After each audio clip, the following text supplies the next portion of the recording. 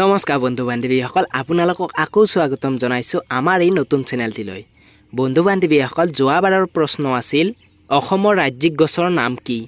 এই প্ৰশ্নটোৰ উত্তৰ বহুতে কমেণ্ট কৰি জনাইছে আগৰ ভিডিঅ'টোত, তো তেওঁলোকৰ নাম মই ঘোষণা কৰিছোঁ যিসকলে শুদ্ধ এনচাৰ দিছে।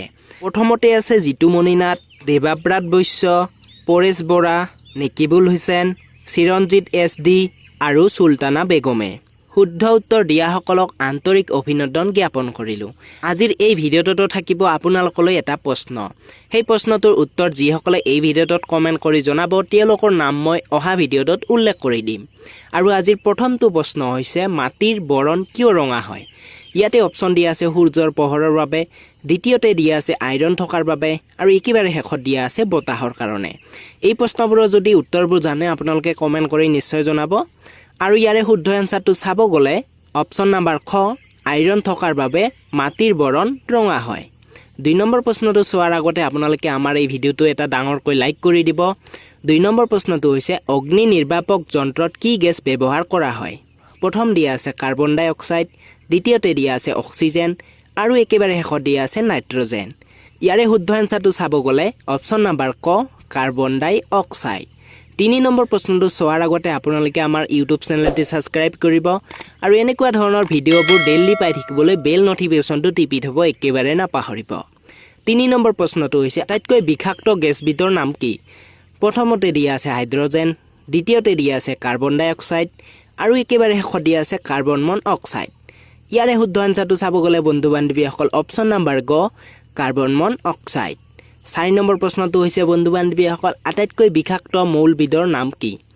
প্ৰথম দিয়া আছে এলুমিনিয়াম, দ্বিতীয়তে দিয়া আছে প্লেটনিয়াম আৰু একেবাৰে শেষত দিয়া আছে লিথিয়াম। ইয়াৰে শুদ্ধ এনচাৰটো যদি আপোনালোকে জানে তেতিয়াহ'লে কমেণ্ট কৰি নিশ্চয় জনাব। আৰু এই প্ৰশ্নটোৰ উত্তৰটো চাব গ'লে বন্ধু বান্ধৱীসকল অপশ্যন নাম্বাৰ খ, প্লেটনিয়াম। ৫ নম্বৰ প্ৰশ্নটো হৈছে বন্ধু বান্ধৱীসকল নিম্নতম সমৰ্থন মূল্য অৰ্থাৎ চমুকৈ ক'ব গ'লে MSPৰ পৰামৰ্শ কোনে দিছিল? প্ৰথমতে দিয়া আছে কৃষি মন্ত্ৰালয়, দ্বিতীয়তে দিয়া আছে কৃষক সংস্থা আৰু একেবাৰে শেষত দিয়া আছে কৃষি বয় আৰু মূল্য আয়োগ অৰ্থাৎ চমুকৈ ক'ব গ'লে CACP। ইয়াৰে যদি শুদ্ধ এনচাৰটো জানে আপোনালোকে কমেণ্ট কৰি নিশ্চয় জনাব। ইয়াৰে শুদ্ধ এনচাৰটো চাব গ'লে বন্ধু বান্ধৱীসকল অপশ্যন নাম্বাৰ গ, কৃষি বয় আৰু মূল্য আয়োগ। ৬ নম্বৰ প্ৰশ্নটো চাব গ'লে বন্ধু বান্ধৱীসকল নিম্নলিখিত কোনখন চহৰত G20 সভা 2020 চনত অনুষ্ঠিত হৈছিল? প্ৰথম দিয়া আছে ৰিয়াদ, দ্বিতীয়তে দিয়া আছে টকিঅ' আৰু একেবাৰে শেষত দিয়া আছে ৱাশ্বিংটন DC। ইয়াৰে শুদ্ধ এনচাৰটো চাব গ'লে অপশ্যন নাম্বাৰ ক, ৰিয়াদ। ৭ নম্বৰ প্ৰশ্নটো চোৱাৰ আগতে আপোনালোকক আকৌ ৰিকুৱেষ্ট কৰিছোঁ আমাৰ এই ইউটিউব চেনেলটি আপোনালোকে ছাবস্ক্ৰাইব কৰিব আৰু বেল নটিফিকেশ্যনটো টিপি থ'ব একেবাৰে নাপাহৰিব। ৭ নম্বৰ প্ৰশ্নটো হৈছে SAARCৰ সম্পূৰ্ণ অৰ্থ কি? ইয়াতে প্ৰথমতে অপশ্যন দিয়া আছে বন্ধু বান্ধৱীসকল South Asian Association of regional connection, দ্বিতীয়তে দিয়া আছে South Asian Association of regional cooperation, দ্বিতীয়তে দিয়া আছে South Asian Association of rural cooperation. ইয়াৰে শুদ্ধ এনচাৰটো যদি জানে আপোনালোকে কমেণ্ট কৰি নিশ্চয় জনাব।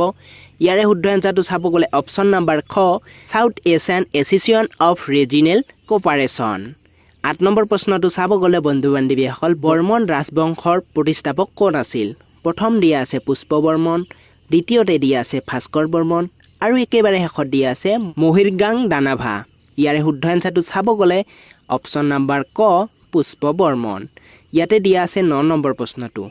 ৯ নম্বৰ প্ৰশ্নটো হৈছে নিম্নলিখিত কোনটোৱে প্ৰথমে বিশেষ শ্ৰেণীৰ মৰ্যাদা লাভ কৰিছিল? প্ৰথম দিয়া আছে উৰিষ্যা, দ্বিতীয়তে দিয়া আছে জম্মু আৰু কাশ্মীৰ, তৃতীয়তে দিয়া আছে ঝাৰখণ্ড। ইয়াৰে শুদ্ধ এনচাৰটো হৈছে বন্ধু বান্ধৱীসকল জম্মু আৰু কাশ্মীৰ। ১০ নম্বৰ প্ৰশ্নটো চাব গ'লে নিম্নলিখিত কোনখন দেশত এছিয়ান ফুটবল কনফেডাৰেশ্যন মহিলা এছিয়ান কাপ 2022ত আয়োজন হ'ব গৈ আছে? ইয়াতে দিয়া আছে ভাৰত, দ্বিতীয়তে দিয়া আছে চীন আৰু একেবাৰে শেষত দিয়া আছে মালয়েছিয়া। এই প্ৰশ্নটোৰ উত্তৰ আপোনালোকে এই ভিডিঅ'টোৰ তলত কমেণ্ট কৰি নিশ্চয় জনাব। অহা ভিডিঅ'টোত যিসকলে শুদ্ধ এনচাৰ দিয়ে তেওঁলোকৰ নাম মই উল্লেখ কৰি দিম অহা ভিডিঅ'টোত। তো ভিডিঅ'টো এইখিনি আছিল বন্ধু বান্ধৱীসকল। যদি ভিডিঅ'টো চাই ভাল পালে এটা লাইক নিশ্চয় কৰিব। অহা ভিডিঅ'টো আপোনালোকে পাবলৈ হ'লে আমাৰ এই ইউটিউব চেনেলটি ছাবস্ক্ৰাইব কৰিব। লগতে আপোনালোকে এই ভিডিঅ'টো আপোনালোকৰ ফ্ৰেণ্ডছৰ মাজত শ্বেয়াৰ কৰি দিব একেবাৰে নাপাহৰিব। তো পুনৰ লগ পাম আপোনালোকক অহা ভিডিঅ'টোত। আজিলৈ বাই। জয় আই অসম।